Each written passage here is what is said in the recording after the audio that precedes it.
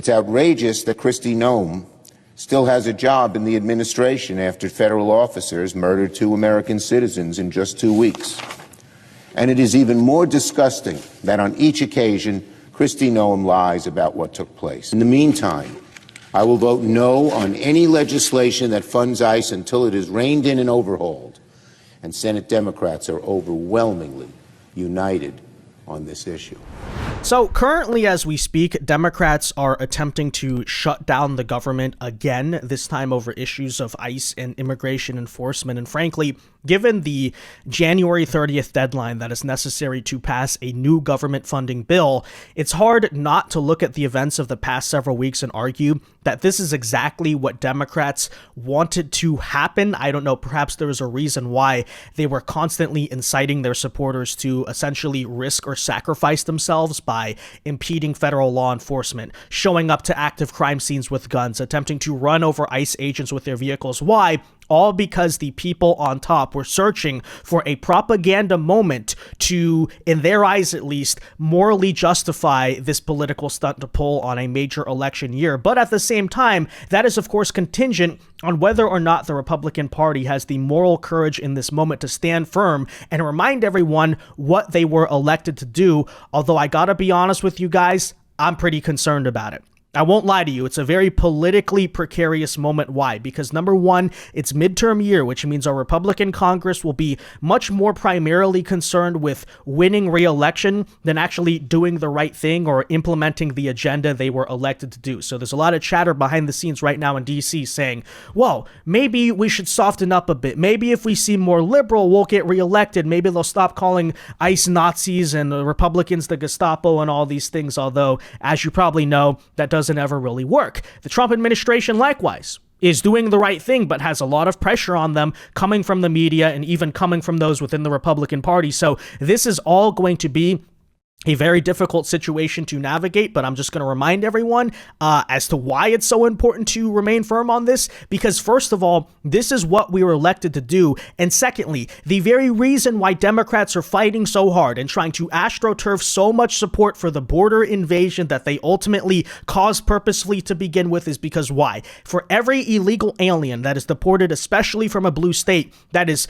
one less census count they get, first of all, when it comes to the congressional apportionment and the electoral college going forward in 2030 and that decade. Already a pretty brutal situation for them. Let me just say there's a reason why they're fighting so hard to preserve and maintain their political machine in the very way they maintain power to begin with, which is not actually winning over the American people, but rather by importing a voter base, both literally and just when it comes to pure census numbers. And of course, a couple other maybe issues related there to immigration as well, whether you want to talk about how much they benefit certain corrupt businesses and all of that. But that said, we'll get into all of this, guys. I want to talk about this. Is this finally the moment to nuke the filibuster? Honestly, I would say yes, right? If it comes down to, okay, securing our country's borders and fulfilling the mandate of mass deportations or not, as I so often say, immigration right now is the top issue that America faces. Hopefully everything you sort of learned in the past several months makes that point clear. No, it's far too important to basically allow Chuck Schumer to hold any funding hostage, but we'll break all of it down, guys. First, though, do us a favor. If you enjoy our content, make sure you hit that like button down below. Subscribe to the channel if you are new. We greatly appreciate the support, but it also ensures that you can stay up to date with all of our latest news and coverage. And that said, let's take a listen to the newest stunt that Democrats are now trying to pull, given the fact, okay, let's remind ourselves what actually happened, right? What started all this outrage, to begin with? Well, you had Tim Walz, and the Somali fraud scandal is basically exposed that the entire Democrat state party in Minnesota was operating an old school 1800 style political machine, buying votes by allowing mass crime, fraud, and money laundering. Then ICE shows up to Minnesota. Then liberal activists attempted to, first of all, impede law enforcement, right? Run them over with cars, show up, it would appear, try to pull guns on them, or, whatever happened there in that Alex Preddy situation. Certainly, we know ICE agents had a reason to feel endangered with their lives. And then because of that, In other words, because of a problem Democrats entirely caused, both dating back to the original border crisis under Biden that triggered the push for mass deportations, to the Somali fraud, to even them constantly encouraging their own activists to engage in the very behavior that has caused so many problems in the streets. Here's now them taking the quote-unquote moral high ground, what they're running to the world and doing. Reckless and disappointing. They're trying to maybe rejigger this package a little bit in the Senate this week, but it's unclear if they can do that. Rich? Chief Congressional Correspondent Chad Pergram joining us. Chad, thank you. For more on this, let's bring in California Republican Congressman Kevin Kiley. Congressman, thank you for joining us this afternoon. From what you see right now, do you think there is any way Congress is going to get out of this without another shutdown? Well, I sure hope so. I mean, these were bipartisan bills that we passed. And, if there needs to be a conversation about, the way that ICE is conducting its operations, the way that immigration enforcement is proceeding, that's actually going to happen. My colleague Andrew Garbarino, the head of the Homeland Security Committee, has called an oversight hearing where all of the agency heads are going to be coming in.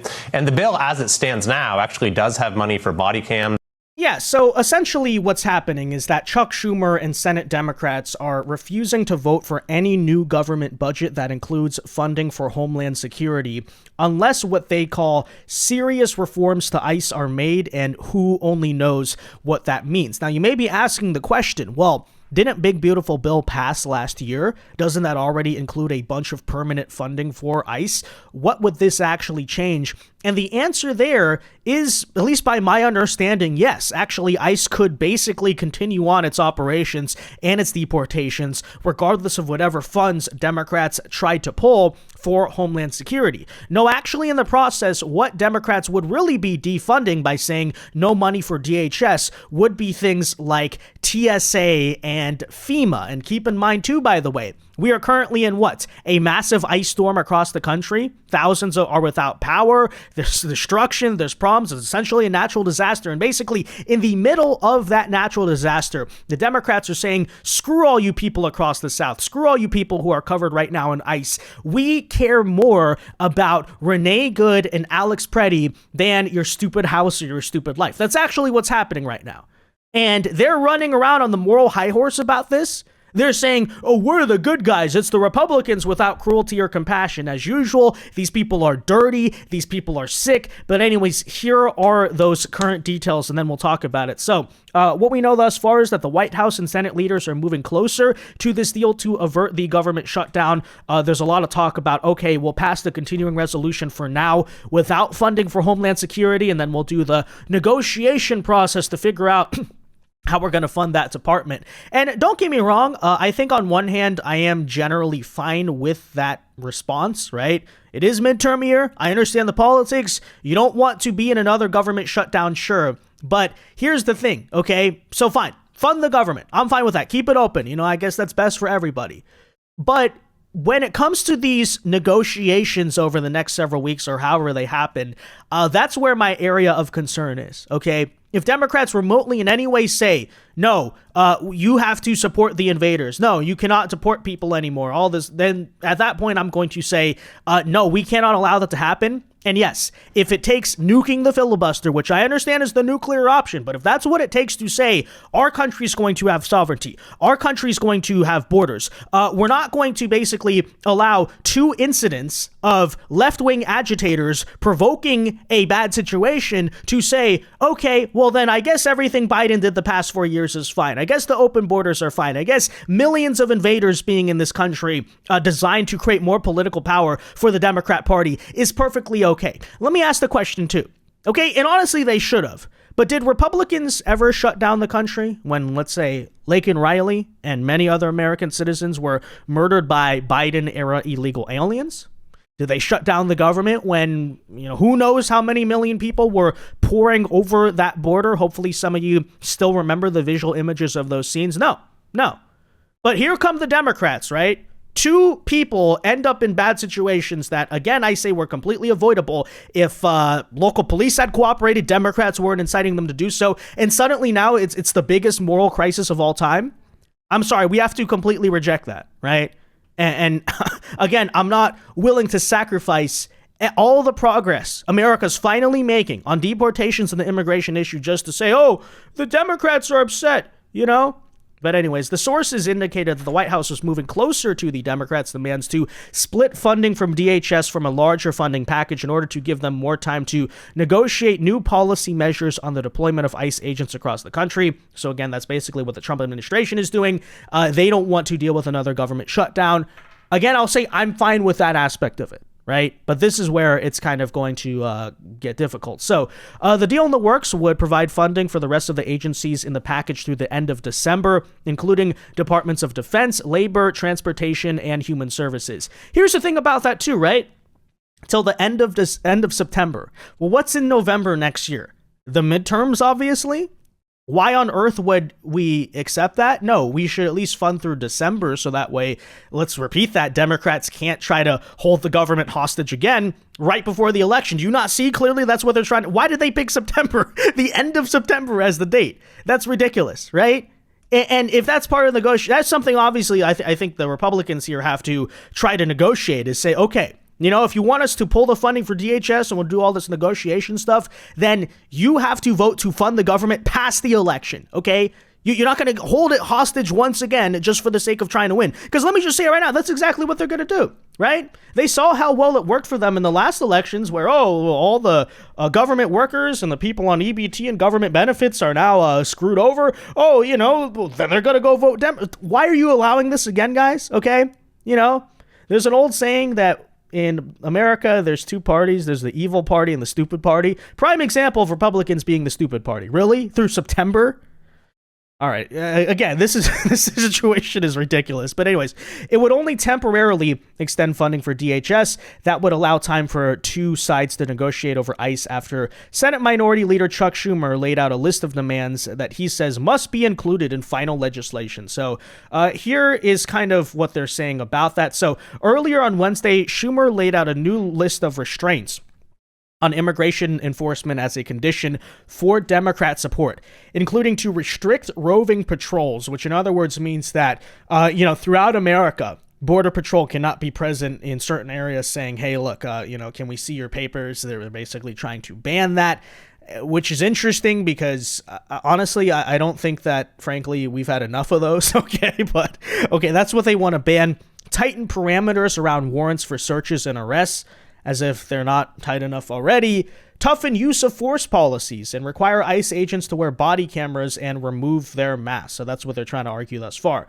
Now, it's worth noting that as of a couple years ago, ICE agents are supposed to wear body cameras by my research, but basically what's happened is that not all of them have been phased in yet. So just point that part out about it. The removal of masks aspect of it. Let me just repeat the very reason why ICE agents started to wear masks starting in, the first couple months of the Trump administration was because of the violent leftists who were constantly trying to target these people and their families. So, just keep all of these things in mind. But yeah, what they're essentially, again, here trying to argue is that, you shouldn't get to have your agenda of immigration enforcement. Now, the argument that I have made, and if you could somehow make this work, a lot of you guys were big fans of this, is that, ICE does have to change their tactics. Why? They have to be more secretive, right? In the sense that it shouldn't be the situation where, all the Democrats, they know ICE is in a city and then they can somehow find them and run around harassing them. Like, ICE actually has to be secret police, right? They need to operate with some degree of covertness and secrecy to where, if that means they have to make their tactics more sophisticated, more technological, absolutely that's fine, right? And that's how you would actually prevent a Renee Good or Alex Preddy, is that it shouldn't be allowed to happen. Why? Because first of all, local police should cooperate. But you know what? If they're not going to, then, ICE basically has to spread out throughout all of the country. Okay, not just target one city like Minneapolis at a time and hit cities by surprise. One day they're in LA, one day they're in Minneapolis, one day in New York City, and then they're already gone by the time these left-wingers have time to organize. Because by the time, when you say you're going to do several weeks doing an operation targeted in a city, what's going to happen? The left-wingers have time to organize. So, I'm fine with that aspect of it. That's actually a reform I would encourage, and I would argue you'd get more deportations if you could somehow, avoid the domestic terrorists chasing you around in the streets. But again, if this is basically going to be used as an argument, right? Tightening parameters around warrants and things like that. then, it seems to me they're very much trying to push for, hey, just no more deportations, okay? So that's the situation you're dealing with. And again, the debate is going to come back once again. Oh, should Republicans terminate the filibuster, right? And I'll be honest, even as we debate it, it's something I don't think realistically is going to happen. The Republican senators care far too much for preserving basically an excuse to get nothing done, which is, of course, the filibuster, right? Now, likely, probably in the next several decades, Democrats are going to move to abolish it, and we're going to look stupid for not doing this. But I will repeat, okay? On an issue like immigration that is existential to the future of this country, right?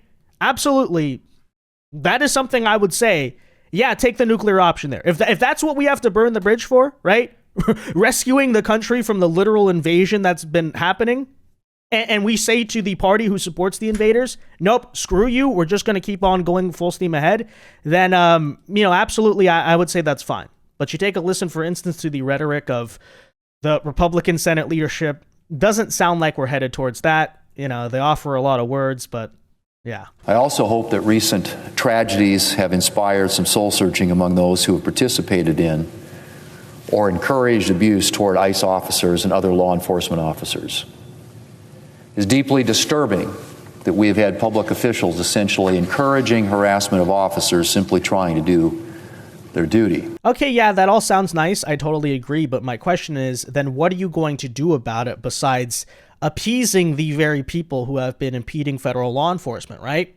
Are you going to stop the domestic terrorism?